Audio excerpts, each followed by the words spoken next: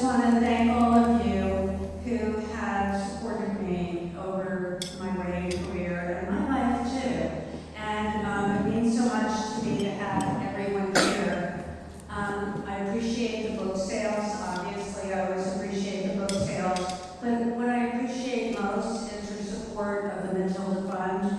And some of the girls will be out there helping you navigate the donations if you choose to make one. The Matilda Fund supports ovarian cancer research. And over the 12 or 13 years that I've had the fund, I have raised over $86,000 from small donations. And that is actually enough for one single study. So those studies have introduced drugs that have kept me going. And for that, I am so grateful. So just wanted you folks to understand the gals in the white dresses and that beautiful blue and white dress, because she's her own girl. And we can get started. Okay, now. Well, first of all, Jane, whoa, this takes a minute. Thank you for inviting me tonight to talk to you about this book, which I absolutely love. And can I borrow your friends and family, because they've just been lovely tonight. And it's been a pleasure to talk to some of you. Is that okay? All right. Now, your daughter gave a quick overview of Mayhem and the Mountains. Do you want to say anything else as an elevator pitch to start us off? I've read it about a third or so. You know, we have these elevator pitches in every industry for every product or service. We certainly have them in healthcare too. This book is a continuation of the series. It's a standalone book, as all of them are. And it takes the Isaacson family into the 1924, after World War I is over. And they decide, Miriam and Eli decide, after serving in France, that they want to have some peace. They don't really get too much peace. But they go to the Catskills, to the farm that was originally in Threadneedle. That was the same farm that moved from Harlem to Sullivan County under the DeHirsch Foundation, which was a fabulous foundation that funded European Jews to go to Israel in the mid-1800s, Argentina, and New York State, and set up farming communities. And all hell breaks loose. You know, it's funny, you talk about the book as part of a family saga, which it is. And now I'm going to go off script because we shared some of these questions, so let's just throw them away.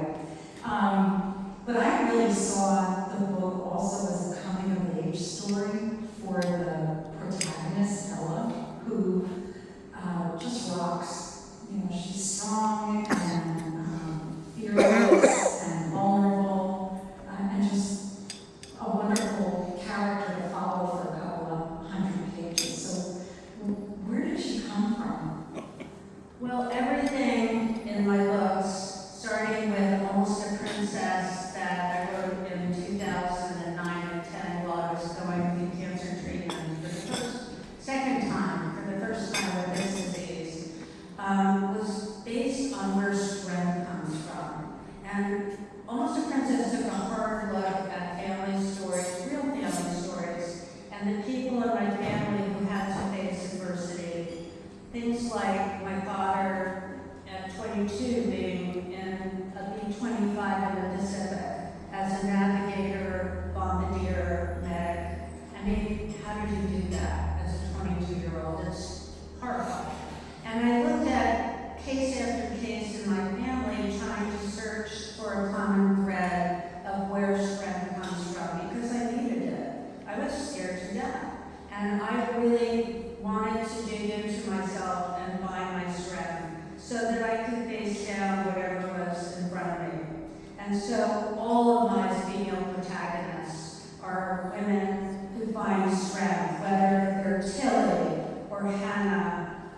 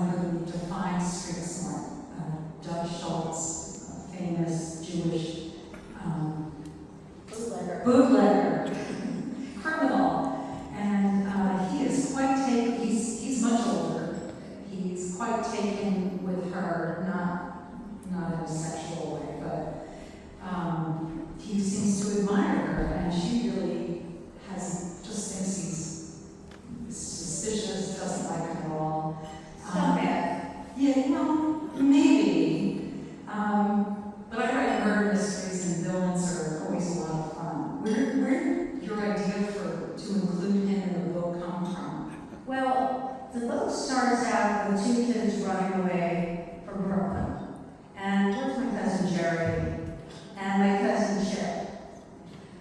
A few years ago, we had a cousins retreat at David's and my lake house. And, you know, we're sitting around, we're sharing family stories, and they're telling stories that I hadn't heard before. And all of a sudden, Jerry starts talking about how his dad, who was my father, Robbie's oldest brother, and Chip's father, who was the baby, and the three of them were probably about 9 years apart in age. And Jerry says that, you know, when Julian got divorced from my grandmother, it was just awful. This was like plates flying kind of divorce. And one of my friends here said, well, Jewish people didn't get divorced. And I said, oh, yes, they did. But this was a dirty, nasty divorce. And Jerry said his dad took my father and Ira, who was Chip's father, and ran away to Lake George, probably around early 1930s. It was during the Depression years. And I mean, a 13 or 14-year-old kid saying, that's enough, we're leaving. And then, of course, the story broke into fragments, like glass falling on the floor, because nobody ever gets the whole family story. You get the pieces, and you hope that somebody else has a missing piece to add to it. But I looked at him and I said, I can't believe my father never told us that story. But he didn't. And so Jerry said, it's true. And so I said, well, you just gave me the opening. And so the scene where Ella takes Robbie, slips out of Brooklyn, and runs away to the sanctuary in her mind of Uncle Nate's farm in Sullivan County in the Catskills, really was an adaptation of the family story that actually happened. So where ideas come from? They come from everywhere. But some of the best ideas come from real life. You know, that story is great as a beginning of a novel. It's hard to believe it's real. But you expanded because you show Ella and Robbie's parents, maybe the mom mostly on the telephone. And the dad isn't always such a great figure, but you have some sympathy for him. Did you? I had some sympathy For the father. Well, Julian in reality was a pretty tough nut. And most of the grandkids weren't too crazy about him. He didn't really express a lot of love, would you say? No, I think he saw us kind of as a nuisance. And so I didn't dislike him, but I didn't really like him either.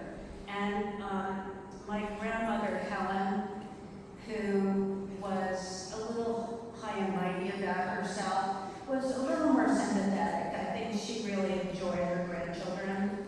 And so she's Selma in the book.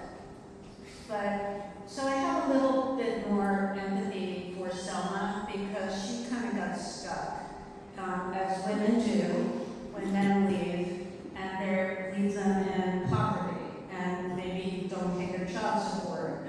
There were plenty of stories about that too that never made it into the book. But I wanted them to be bad enough that the kids would run away, but also I wanted Ella to care about her mother, and she didn't want her mother to totally flip out. And is that funny, girls? Anyway, you're hearing a lot of true stuff. So I cared about them, yes. Yeah, but that's really the balance when you're writing. And some writers I know who try to base the fiction on real life have such a tough time because it's really close. And did you ever think I've had enough? I don't want to use my family anymore. My family's background.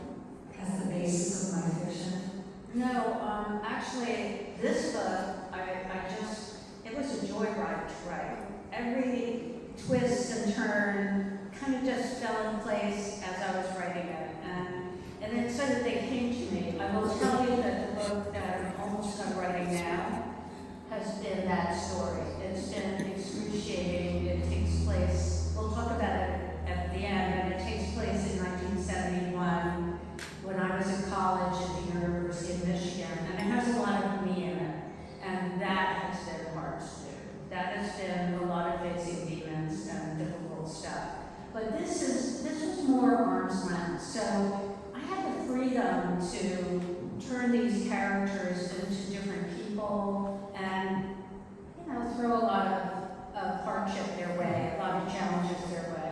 They were far enough away Yeah. in time. Yeah. That makes a lot of sense. Yeah.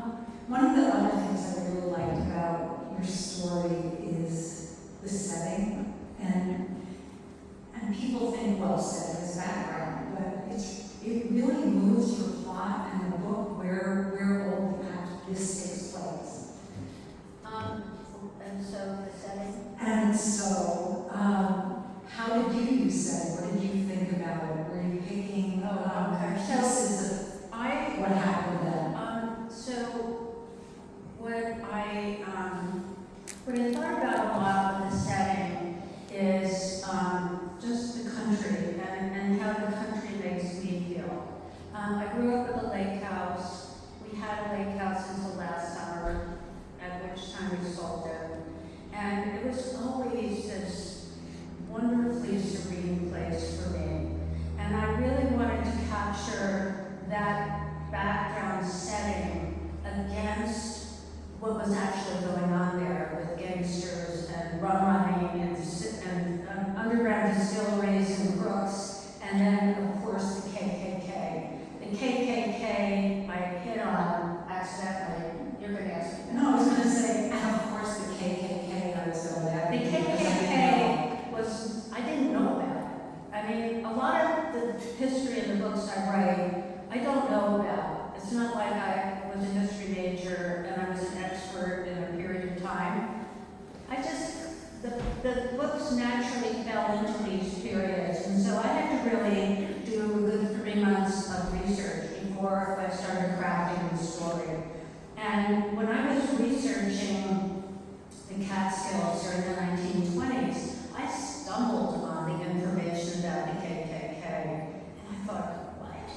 And then I bought a couple of books on it, I started reading about it, and I realized how precarious it was there, and how if they had been successful in smoking out the Jewish people and the Italian people and the Greek people and all the immigrants who collectively went to the Catskills to have livestock farms and much later hotels, that we wouldn't have had those hotels. There would have never been a Borscht Belt. And so it all of a sudden occurred to me that, A, I had no clue, but most other people probably didn't have a clue either. And we talk about the Catskills, and everybody has, particularly our generation, or we may have gone there, our parents may have been frequent flyers, and everybody talks about the Borscht Belt. But before the Borscht Belt was a whole different story. And so, like most historical fiction writers, I search for a slice of history that most people don't know about. I don't want to write about something that everybody already knows. And I'm certainly not going to write a World War II book unless it's a children's book, and I'll get into that later. But the Catskills were fascinating beforehand. Could you just remind me, because I read the book before it was published, so the KKK came up to the Catskills. Right, so after World War I was over, there was, for whatever reason, because World War I, all these soldiers from different immigrant backgrounds were fighting together in France, and they really coalesced, they became really close, and it was like the beginning of the melting pot when they came back. But down south, the KKK was sort of going through a whole refueling, and there were branches that decided to come north, and they came into New Jersey too. It wasn't just the Catskills, but there was a huge branch that went and set up shop in Binghamton, and then they sent out these spores. Everything was cancer, they were cancer, and so they sent a spore to Monticello, and that's where the story kind of comes from. And they had these meetings, and even though in the end I have a gathering, that particular gathering was fictional, but they did have gatherings, and if it weren't for the current governor of New York, or the then current governor of New York, who basically threw them out of the state, they would have stayed, and they would have continued harassing people who were living there and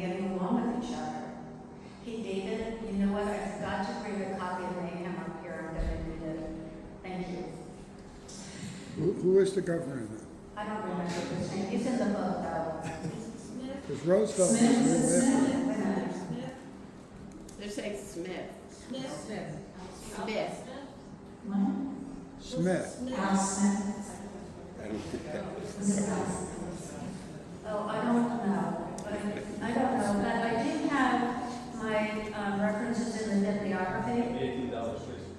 Hey, you're competing with Lily. Go ahead. You know, so when I hear about the 1920s or read about the 1920s, I think flappers and jazz and prohibition and nice dress. Costumes to our line. Very nice.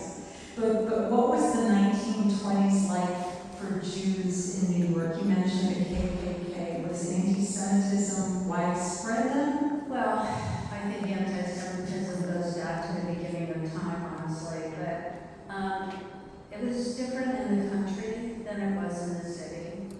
And where there's a point in the book where Ella is reflecting about what was realistic for her before she kind of goes through a transformation. But she knew that back in Brooklyn, you couldn't get jobs everywhere. And if you go to City College, you probably wouldn't get into most of the other schools because they didn't take Jews. And in the country, there was some relief from that because the population was more sparse and it wasn't in your face as much. And people all helped each other, they got along with each other, and there was a really nice homeostasis in Sullivan County before the Prohibition and also before the KKK. And the farm had done really well there for a long time. Just circling back to alcohol, since we both mentioned prohibition. How did you learn about Dutch Schultz hiding? Well, that was a part of the research. So I usually spend 2 to 3 months before I start researching the time period. And I knew that I was going to write about the period of Prohibition. So I started researching who was around, who was doing what. And when I got to Dutch Schultz, I just saw this Tony Soprano character. And I just loved it because, you know, we all watch The Sopranos. And he is this charming, incredibly dangerous man. And that's what Dutch Schultz was. And he loved his mother. And, you know, he had like all these kind of human qualities that we like. But he would gun you down in a second. And I just wanted to capture that spirit. And so, of course, for those of you who haven't started the book, we've got these runaways, and there wasn't a George Washington Bridge yet, so they take a ferry over to Englewood, and her little brother Robbie, my father, was really scared about running away, and she's trying to keep him calm, but city kids have a lot of freedom. And she let him roam around the ferry by himself, and, you know, this was pretty, like, you know, parents today might not allow that, but back then, they just had a lot of freedom. And Robbie loved cars, and so he wanted to see the Model Ts come up and park on the ferry, and he gets sidetracked by an Austin. And the Austin is by this man, and he's very nice to him, and he talks to him, and lets him get in the car. And before they leave the ferry, he says, Ella, we've got to see the Austin. So he takes him to the Austin, and Ella's not sure who this guy was. She had this vague kind of recognition, but they didn't have enough money to buy newspapers in her house, so she never had seen a picture of Dutch Schultz. And then it turns out that they introduce each other after he offers to take them to the farm, and with, of course, an ulterior motive, and introduces himself as Dutch Schultz. So it was a way for me to bring the villain right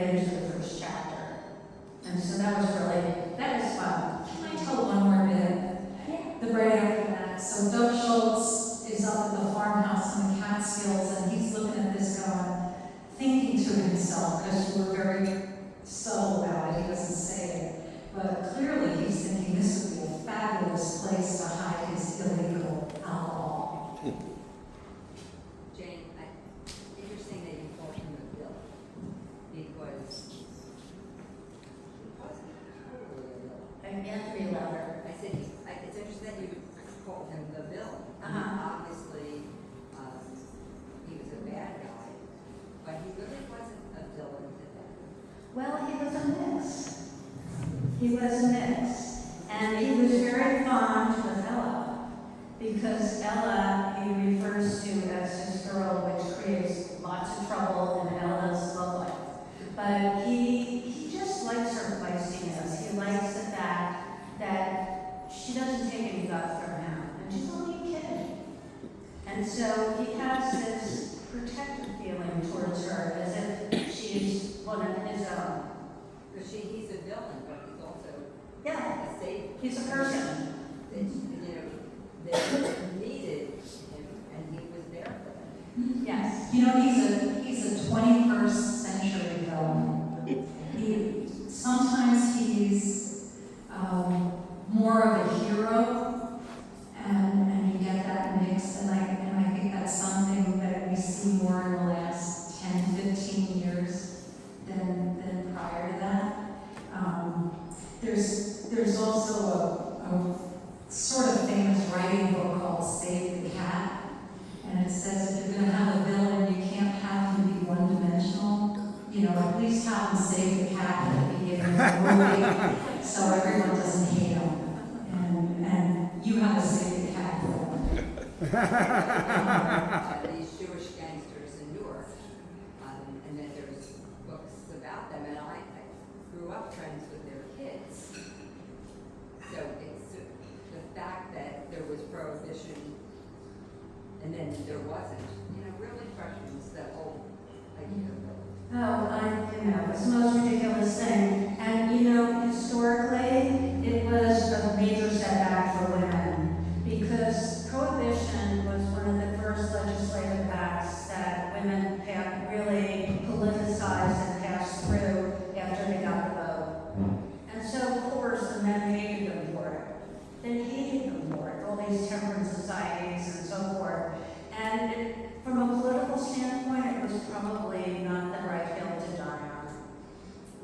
It didn't help women, let's put it that way. Interesting. You told me something. You said that with this book that you faced 3 challenges, but you didn't tell me what they were. So for a long time, writers have these working titles that they use as they're developing books. And I thought I had my title from the very beginning. I was going to call the book The Hat Trick. And in sports, a hat trick are 3 consecutive good things that happen together. And like in hockey, people think it's not a hockey term, really, it goes back before hockey. And I like the words. I like the way they sounded together, the hat trick. It just to my ear, it was very appealing. So Julian, dealing with a really difficult, out of control father, was one thing that had to get resolved. The second was dealing with Dutch and his hidden agenda and how they were going to resolve that. And the third, of course, was the KKK. Which, by the way, I was going to mention before, it started out being a surprise, down a rabbit hole that I discovered. It ended up taking over a major theme in the book, which surprised me. That wasn't a doubt base for me, and I've had that happen in the book I'm writing now also. That's one of the reasons why I don't outline a whole book, why I don't get too prescriptive about my writing. I like to just kind of free fly it and see what happens, because sometimes a piece of history comes your way that can really turn the whole story if you use it. And of course, I couldn't walk past that. Did you end up having to throw out 50 pages of the book when that happened, when you wrote about the KKK? Well, fortunately, for most people who know me, I'm incredibly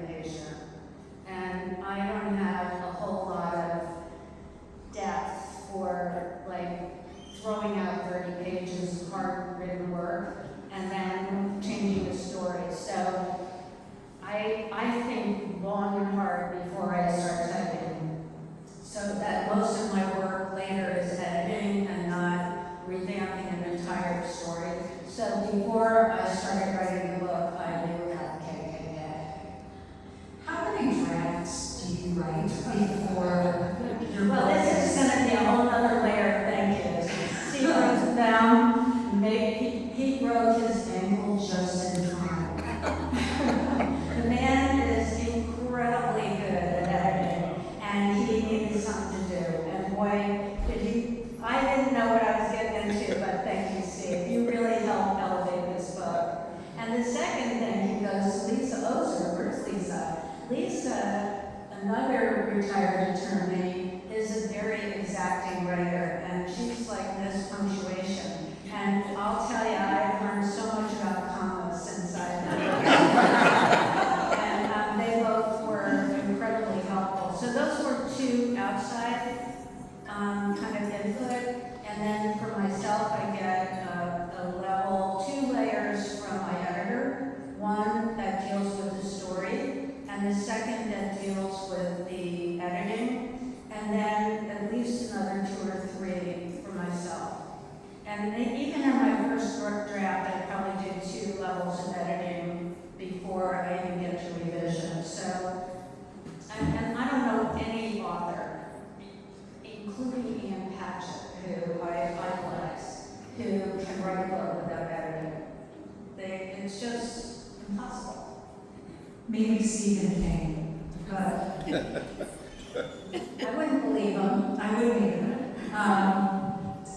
Maybe his wife helped, she's a writer too.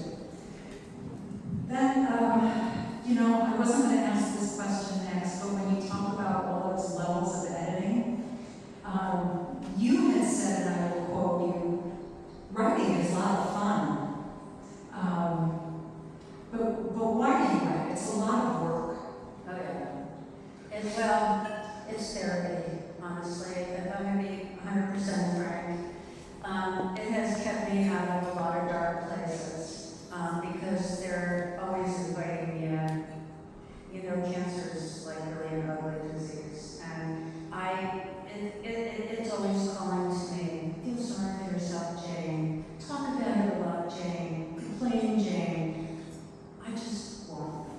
It has been the best therapy. It has put all of that energy into something creative, rewarding, intellectually stimulating, and social. Because gatherings like this, I just love it. It totally fuels me. And so writing has been therapeutic for me. And I'm so glad it coincided with my retirement and with having good enough health to be able to do it. So I do love writing, and I do it when my brain is sharp. Working in a hospital for so many years, David and I are like farmers. We get up at 5 every day, and he's often out to work, and I'm like, it's by 6 o'clock, I'm done. Done with coffee, done starting the laundry, I empty the dishwasher, and I just sit down for 3 or 4 hours, and there's always something to do if I don't have the plot in my head and a fresh storyline. I can edit, I can research, I can do marketing.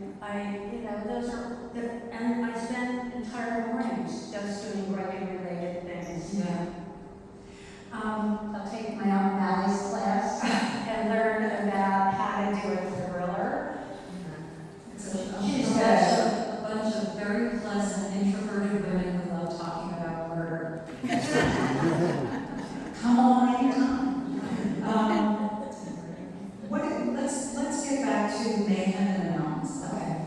And you talk about writing being therapy, and you think long and hard before you write. But have you ever had a surprise?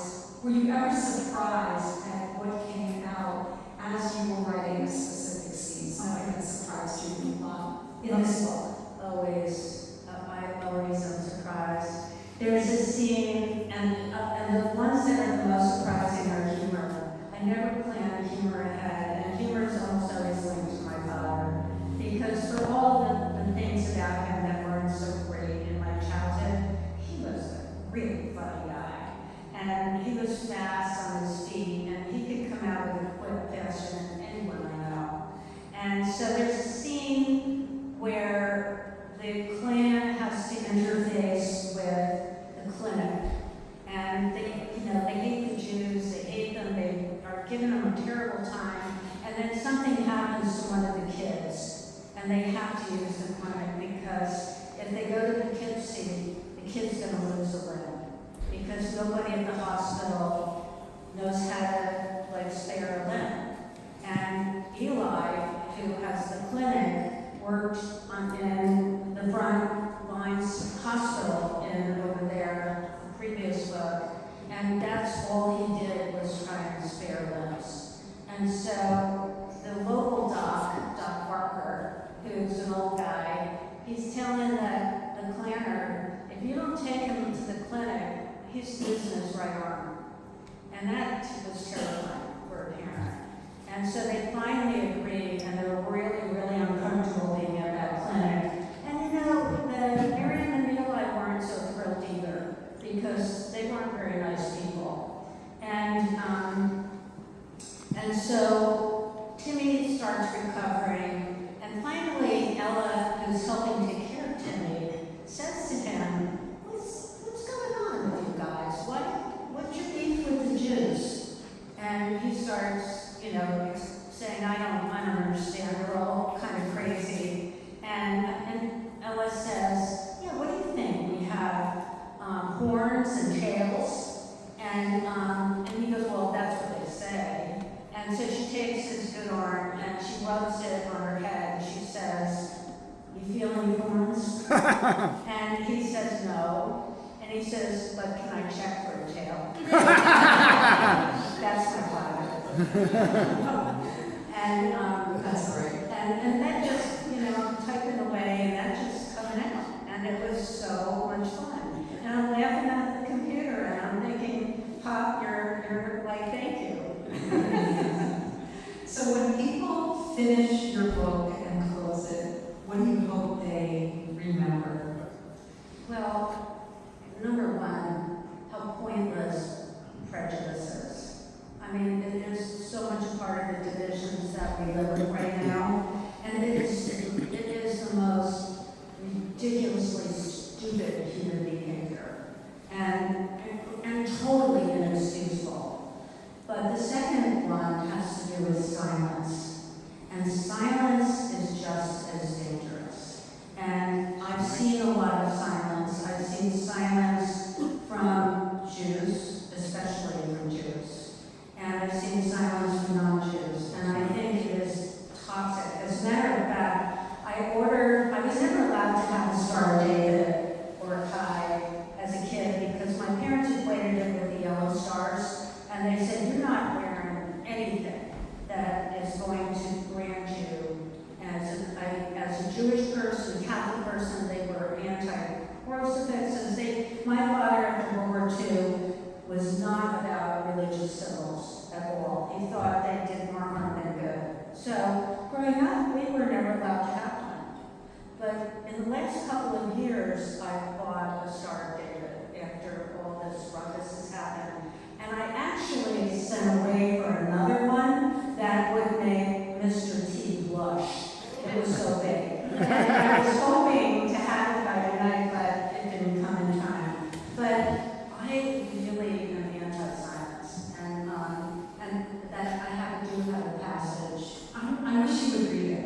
Okay, I don't usually read at any programs because I honestly, my personal feeling is that when authors read, it's because they don't have anything else to say. And it's like a default, and you're going to read it anyway, so why should I read it to you also, right? But this passage is kind of buried, and what I really, what I really wanted to do was make, you want to just hold that? Well, it's okay. Let me just. It's only 50 pages. Oh, you're gonna hold that, okay. For those of you who read the book, it's after Ella, something happens to Ella that's awful, and it's by the Klan.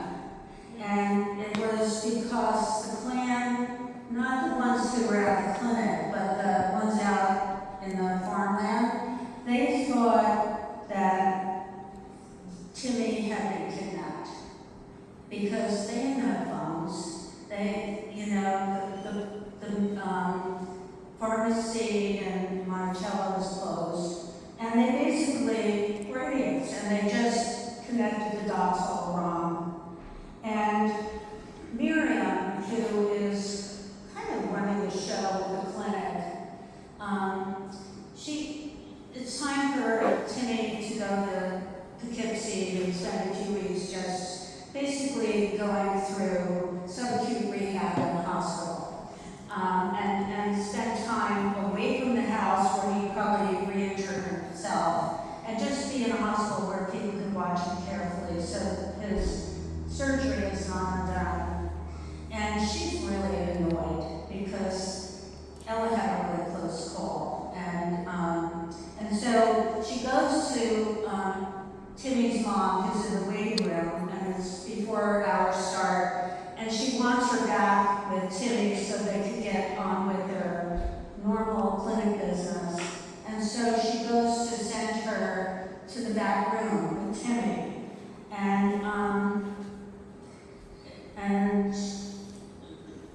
It starts, okay. So she goes to Maisie, is the name of Timmy's mom. Maisie, also distressed over Ella's disappearance and her neighbor's possible involvement, sniffed in her chair, dabbing her eyes. I approached her, furious that she could behave privately, but take over our lives with her family's needs when a crisis hit. Despite my anger, I extended my hand. Why don't you wait with Timmy in the back? We'll have patients coming in any moment, and you can use a little privacy. She sniffled. I feel horrible. I only thought they were playing harmless pranks, not up to serious mischief.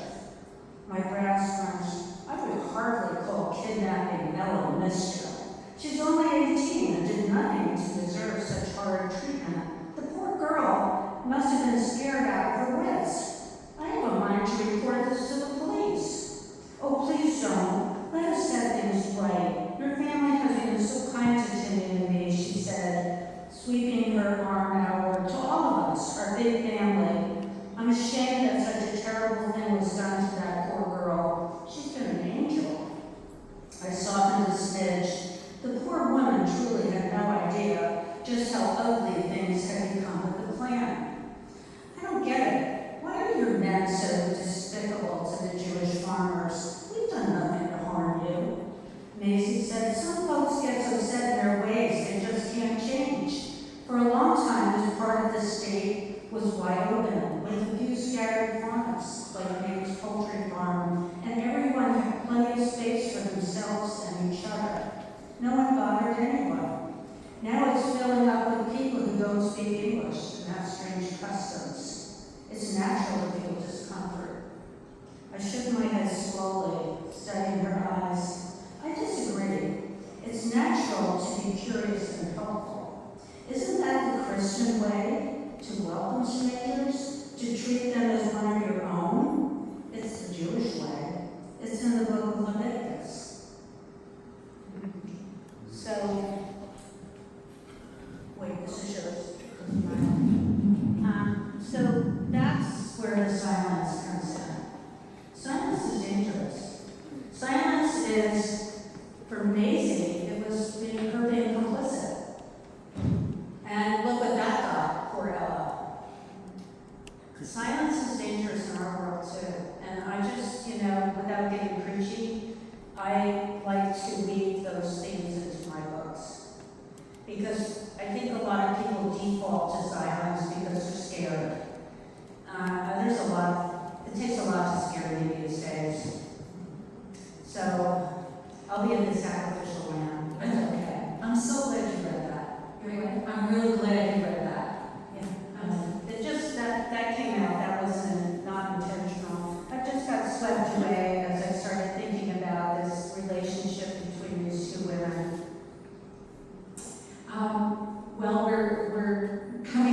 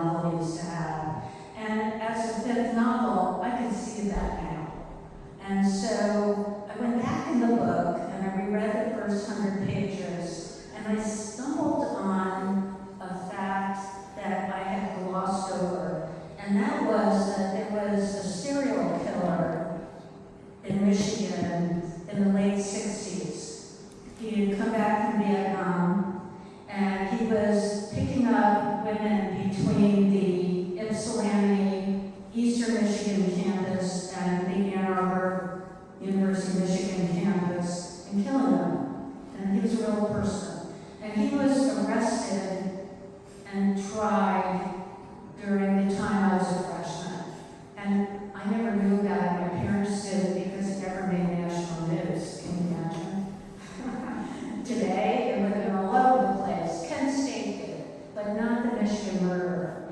And I said, oh, I just down attention. He's not gonna get caught. He's gonna go after Sharon. Oh, And so therein, I switched from being a strictly historical fiction book to being a thriller. And so I immediately signed up for Mally's class because she teaches thrillers and mysteries. And I had a clue of what the algorithm was for writing a thriller and started listening to all sorts of master classes. And now I have almost a full first draft, which is amazing. It's my plan. I should go to Italy too, so that I can finish my novel.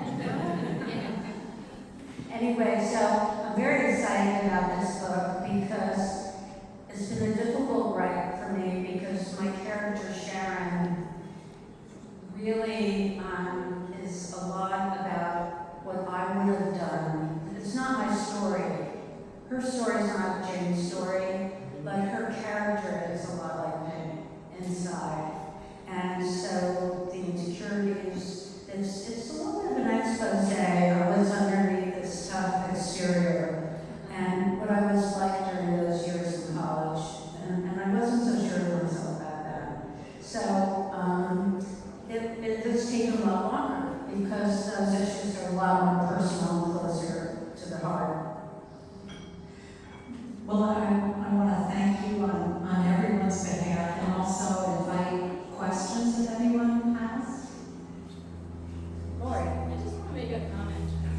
It always astounds me with each of your books how the issues that we're all facing today in America as Jewish Americans, or not Jewish Americans, but people, have the themes and the reactions are very prevalent in each of your books, which take place 100 years ago or more. So just unbelievable.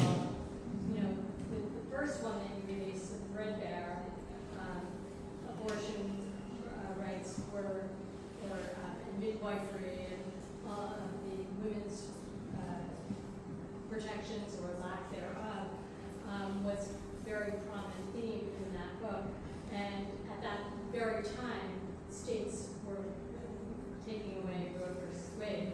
And now this one, there's so much anti-Semitism, it's so flagrant, and I would say that there's, don't know if this is factually correct, but MAGA representation and the KKK are not dissimilar. So, it's a great question. Some of these things are universal, but a lot of them is all serendipity.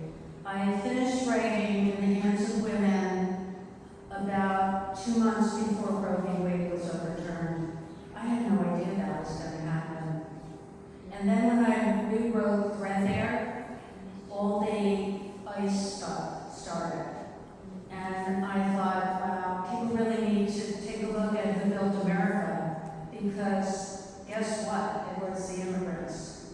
And then over there was really, we needed to think about the cost of war. And now with this new book, which is working title Michigan Blues, it deals with a serial killer.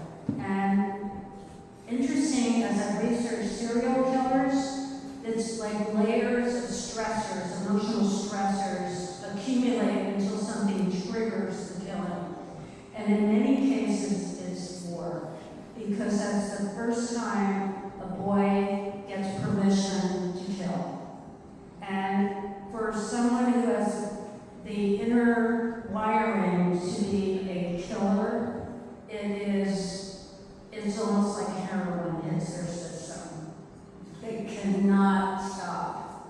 And so part of me says we need to think of the unintended consequences of sending people to war, to kill people. I mean, it is really a pretty scary concept. So that's more universal, but the other ones were serendipity, and it was like, please make these books sell because of this. Anything else? Barry? So you mentioned that there's humor in Mayhem in the Mountain.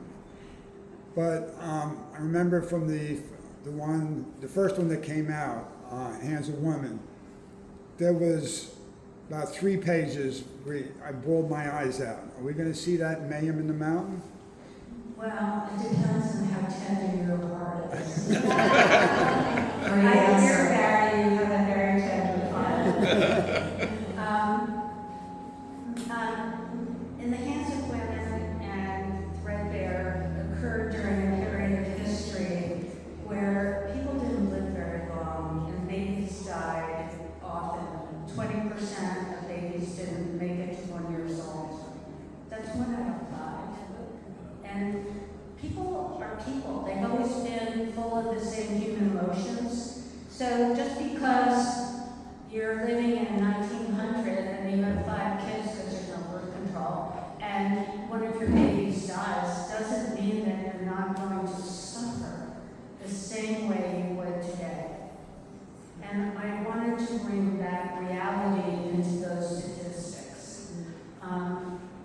Mayhem doesn't quite have that storyline, and the one I'm writing now is supposed to make you not sleep at night.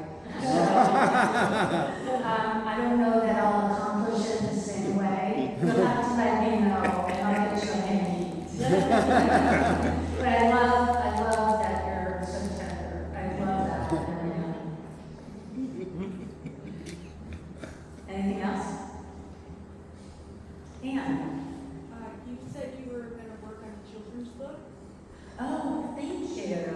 So, thank you. I forgot to bring that up. So, Michigan Blues may be my last novel.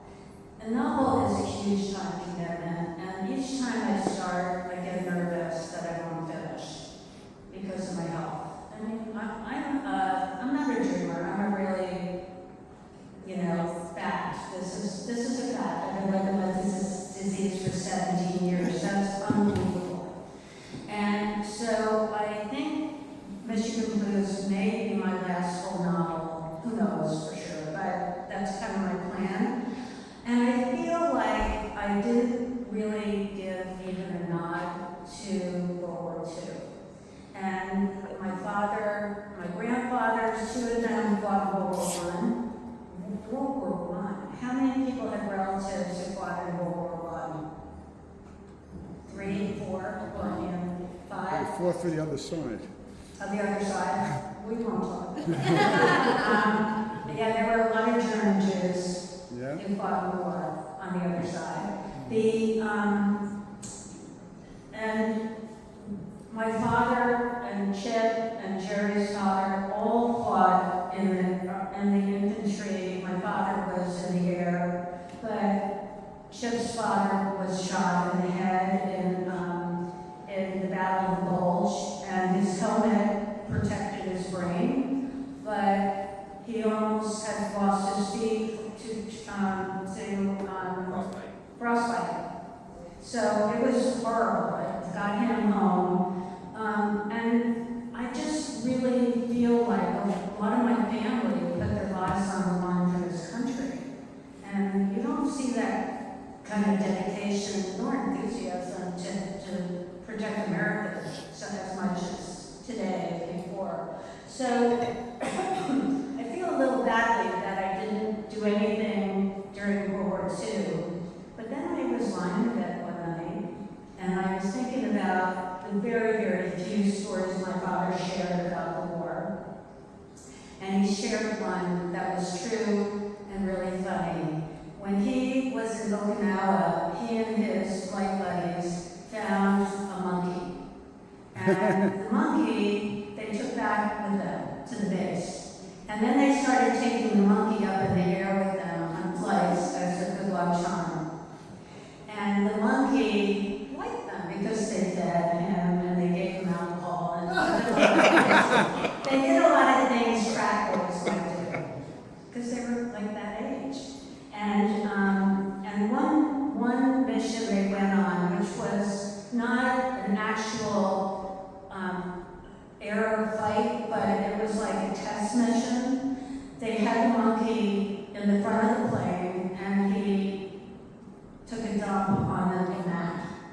And my father was the navigator, and nobody, of course, wanted to have to wipe it off.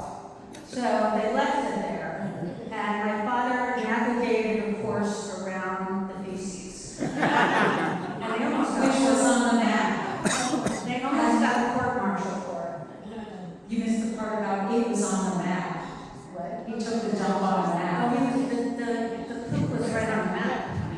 Anyway, so they, I don't know what ended up happening. They ended up having to get rid of the monkey in real life. But I thought, what a great children's book.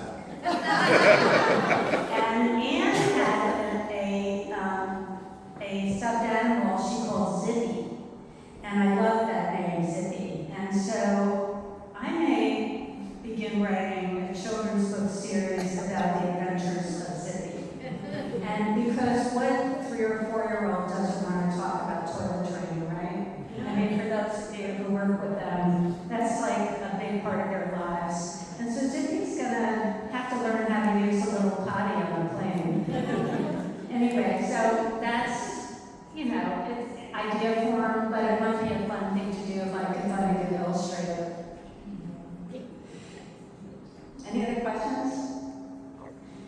It's not a question, but I just finished over there a week ago or so.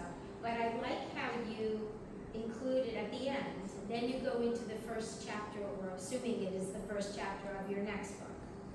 And so I found, and I can't honestly remember if you did that in prior books. No, It was just this it one. was the first time I But did that it. was like kind of cool. Oh, let me see what my next read is going to be. And it was very engaging. And I Well, was and then that's the whole point, is to try and to hook you. get you. Good. But the other thing I wanted to say was, I'm glad you put your family tree in, Yes. because I kept referring back to that to see who belonged to who was married, related. It's in Mayhem also. Yeah, and that was, that was just helpful. That- Now I know that your came- whole family. That came from a suggestion from a reader, Oh. and so I always listen. Any other thoughts? Well, I'll give one more piece of feedback. I have trouble reading, so I like to listen to books. And since Jane doesn't have her books available through Audible, and the Kindles, the old Kindles used to digitize books, but they just discontinued letting you download to the old Kindles.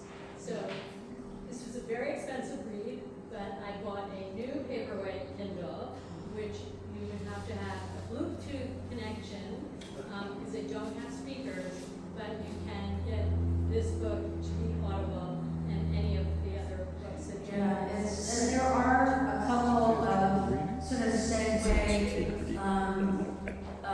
applications now that do that, but I have in my contract for this fifth book, Michigan Blues, that they have to put it on Audible, because everyone asks for Audible.